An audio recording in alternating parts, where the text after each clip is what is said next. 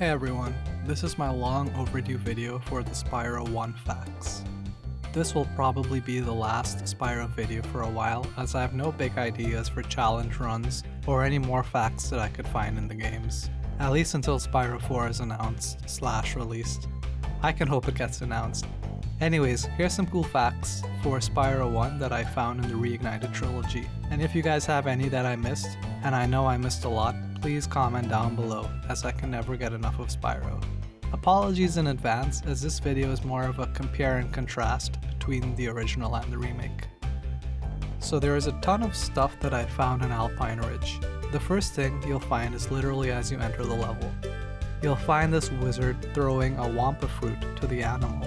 But that's not all. The cool thing is that the Wampa fruit misses the animal and actually goes in different directions. A very cool little detail.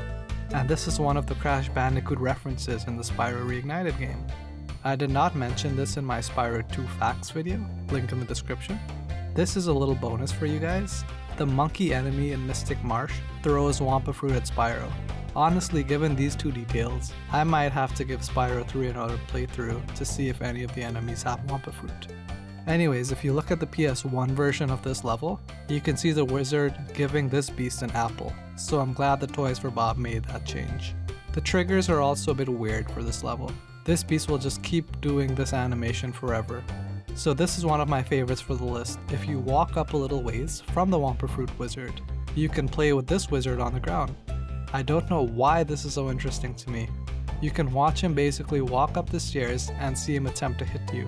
If he swings when he's half in the ground and half on the land, Spyro won't take any damage. If he swings when he's finally above ground, he'll damage Spyro. I think the reason that he keeps walking back is that he's supposed to be on the ground. If you're a bad player like me, Spyro will roll all the way down. The hit to Spyro doesn't hurt him as much as it hurts my pride. Eventually, I decided to kill the druid above and stand on the step, and this happened. I thought this was funny, so I included it. This is the lamest battle in Spyro history. You can feel the hatred that these two share for each other. A single swing every 5 seconds. In the PS1 version, the wizard just walks into the stairs. He doesn't even bother to attack. Like, at least the other dude tried to swing. And if you let him leave Spyro, he just does this weird attack. As if to add more weirdness to this level, the wizards bow to each other. I guess they are army wizards or something. And they do it in the original game, because of course they do. I even saw them bowing in Magic Crafters in the original, so something must be up. To finish all the Crash Bandicoot references, and for the sake of completeness, I wanted to include this, though I'm sure that most of you guys already know this. In the Dr. Shemp level, when you fight Dr. Shemp, you can see the Aku Aku mask on his staff, a reference to Crash Bandicoot. In the original PS1 Spyro, it's just a green mask. So there is a good amount of differences between the original sound design and the reignited sound design. And I'm sure I'm the only one that cares about this, so I'll keep this short. Also, my nostalgia goggles might be on a bit too tight, as I prefer the original in all cases. In Artisans, listen to what happens when you jump on the platforms to unlock the flying level.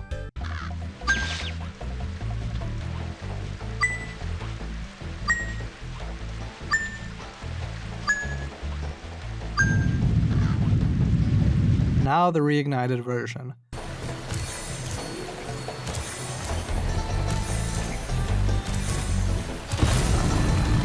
Why did they get rid of the little musical notes? It was better in the original. At least they have the castle door in the reignited version. Like, how did they even enter the castle in the original? There's no door. Did they have airplanes to fly them in? In the Dreamweaver's homeworld in the original, this noise, guys.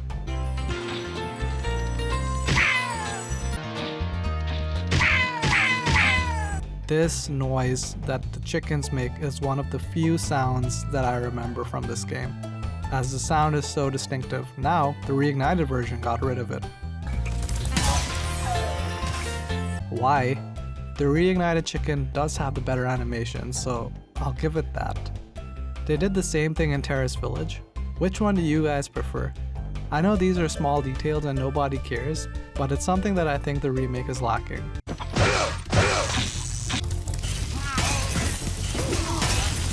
Even the death of the rats in Gnasty's homeworld is different. I prefer the original as the sound of the rat's death just gives that feeling that an unimaginable struggle is ahead. I swear that I'm not complaining, I just prefer the original as I'm old and set in my ways. Since I was sort of talking about sound design, this next point seemed fitting. Notice this Gnorc enemy in the original game?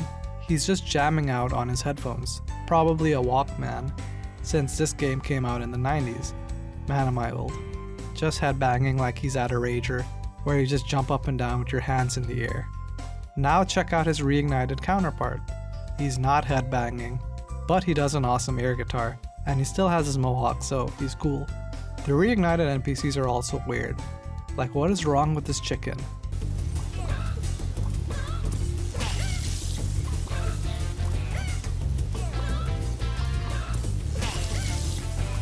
Also, does anyone know what the no skydiving sign is meant to reference? Or is it just there for the sake of being there? So I'm sure that you all know about the ongoing war between the druids and wizards and how their magic stat is so low that they can't harm each other. But did you know that if you stand in front of a druid, he won't attack you directly? His wind style, Rasengan, will always miss Spyro. The wind shield that he has around him also doesn't harm Spyro, in the reignited or the original version. After 2 decades, he hasn't learned to properly arc his Rasen Shuriken. The ant enemy in the cave also morphed into a spider. I guess that's evolution right there. Also, the original fairy's wand here is bursting with magic. Look at all the colors coming out. Whereas the reignited version just has a stick. At least she has all this hair detail. I mean, damn. Could have sprung for the better wand, but that new shampoo and conditioner though. The Thief in Wizard's Peak is just something cool that I wanted to show. So we all know that the reignited version is the better animated version. Well, we know it now. I can agree to that. He's even holding a dragon egg from the 3rd game, which is better than the original, as the thief just holds a pink egg. Now look at the PS1 version. Yuck. It looks like the thief is wearing a costume for the thief, and it got glued together. This face will haunt me for the rest of my life. The dog also appears to have changed breeds in over 2 decades. I think the original transformation of the dog is scarier, but that might be because I think the original dog is cuter than the second. What do you guys think? It's scary, but still not as scary as the thief. Keeping with the scary motif, in Haunted Tombs, these armor pieces come to life, and there's this glowing green aura that embodies them when they are readying to attack Spyro. And let's just say that he looks a lot more coordinated in the reignited version than in the first game.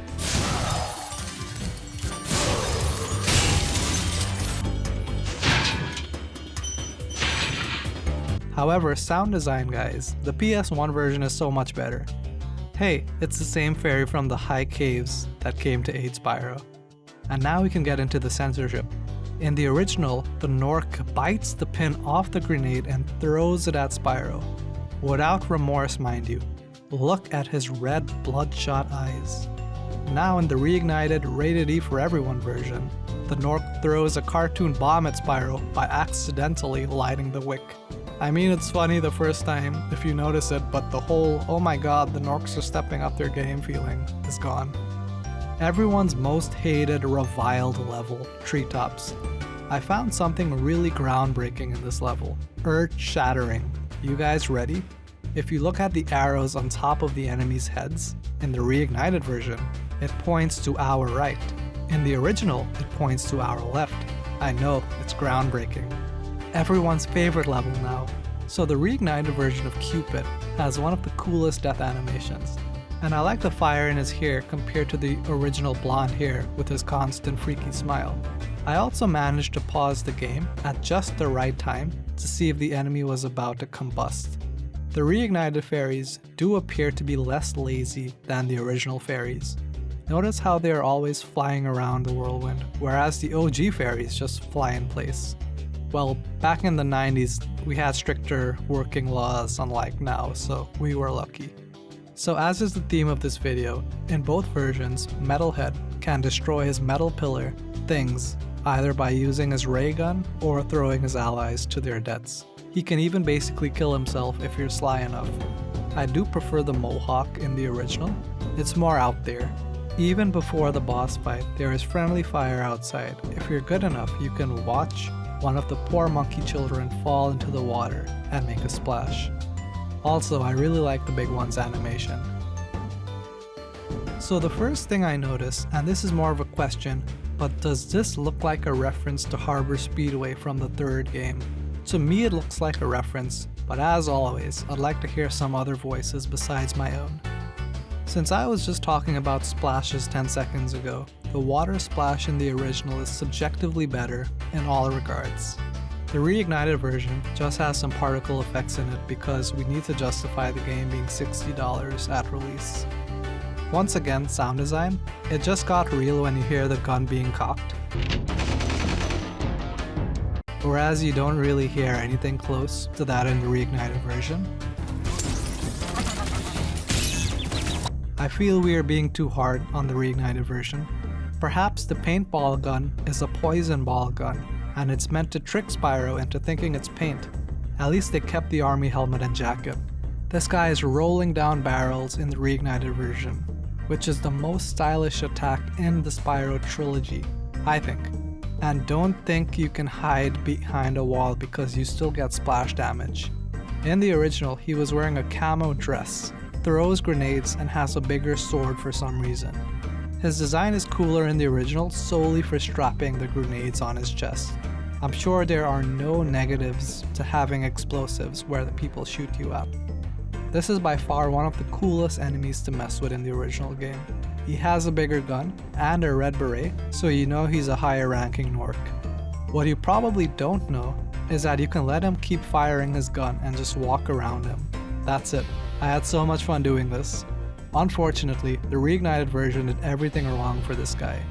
They kept the beret, and they made it so you can't walk around the guy. He swivels way too quickly to play around with. He used to be cool, man. Gnasty's loot room also has all the best meme posters. I think my favorite is the confidence poster because of how on the nose it is. Here are the rest.